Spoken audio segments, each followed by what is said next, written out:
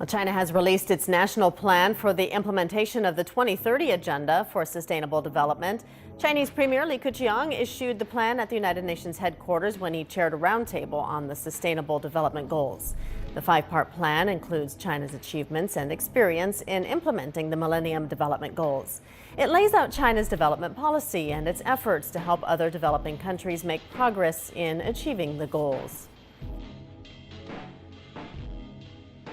Another Syrian ceasefire takes effect Monday night, but it is a broken record to the Syrian people living through 5+ years of civil war. Many saying there is no reason to think the latest ceasefire matters unless Syria or Russia, and you can say and Russia, face real consequences if they break it. The Syrian government being blamed for a toxic gas attack that killed at least one person and injured dozens more in Aleppo. John Huddy, live from our Middle East Bureau with just the latest on the horrific situation in Syria. Just another case now, it sounds like, of a chlorine gas attack there, John. Yeah, absolutely. That's the allegation, Martha. It's not the first time that Syria's government has been accused of using chlorine gas, and it will likely not be the last time either. That said, taking a look again at this video, rescue workers and also the UK-based Syrian Observatory for Human Rights report that one person was killed and at least 100 others injured, including close to 40 children, after a gas attack in a rebel-held part of eastern Aleppo. And we see that video of men, women, and children, particularly the children, struggling to breathe. Witnesses describe government helicopters dropping so-called barrel bombs on these civilian locations. Syria's government, though, Martha, as you mentioned, continues to deny its use of chlorine gas, but a recent UN inquiry determined that Syria's government used chlorine gas on at least 2 occasions in 2014 and 2015, and the UN is also investigating another alleged attack that happened early last month, and presumably it will be investigating this latest one as well. Now let's take a look at the extreme weather. Typhoons Malakas and Meranti have left 29 people dead in East China. 15 people are still missing after the storms.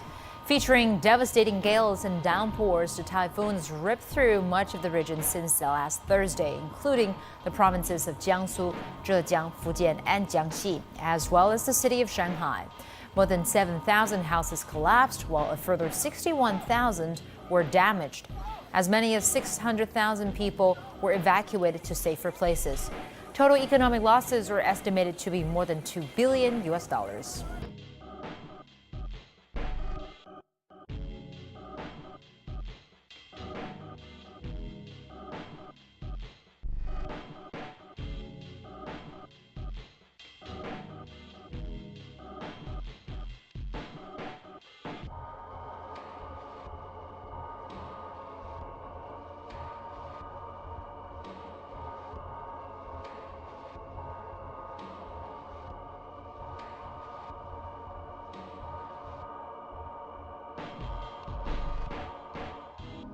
The New York Declaration marks a political commitment of unprecedented force and resonance.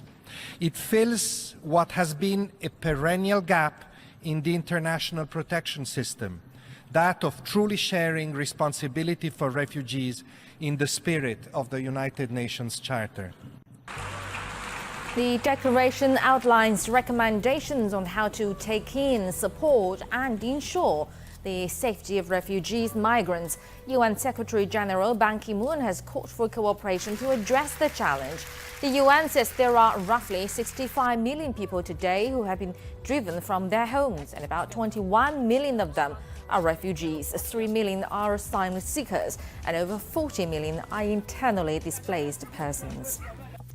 A large fire swept through a refugee camp on the Greek island of Lesbos on Monday night, destroying tents and prefabricated homes. Around 4,000 people had to be evacuated. There have been no reports of injuries. Police say thousands of people fled a migrant camp on the Greek island of Lesbos on Monday night. It happened when a fire swept through tents after reported violence among people living there. This name, Samaritan person. A lot of his problem. Now, in living in the garden, a lot of his garden problem, no task, no water, a lot of his problem.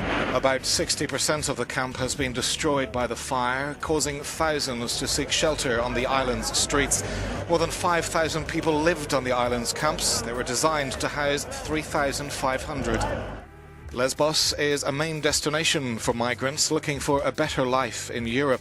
Authorities are not sure whether the blaze was started by migrants and refugees frustrated by long delays in processing and overcrowding. There are reports that some people had lit fires to keep warm as the temperature drops. The Greek government may host families on board 2 ships until the camp has been rebuilt. Showdown with North Korea. The isolated regime carrying out its biggest nuclear test to date, and some analysts claiming it was more powerful than the atomic bomb dropped on Japan, raising alarms in Washington and around the world this morning, and for good reason. North Korea is claiming that it has successfully conducted its 5th nuclear test, and it may be the most powerful test by Pyongyang yet. The blast had a magnitude of a 5.3 earthquake. Chief Washington correspondent James Rosen joins us now live from the State Department. So, James, we just received a statement about the nuclear test from President Obama, correct? That's right, Martha. Good morning. The president himself, fresh from a 9-day trip to Asia, said in a statement just minutes ago that he condemns this in the strongest possible terms, vowing to work with international partners to enact still tougher sanctions on the so-called Hermit Kingdom because, as the president put it, the U.S. never will accept North Korea as a nuclear state. However, this was the second such test by the North this year. The underground blast was conducted, like all previous ones, at the nuclear testing site at Punggye-ri in the northeast. And Japanese meteorologists immediately recognized the tremors as, quote, not of seismic origin. In Pyongyang, the regime proclaimed the test a success, saying that they have standardized a warhead that can be fit onto a ballistic missile. Martha.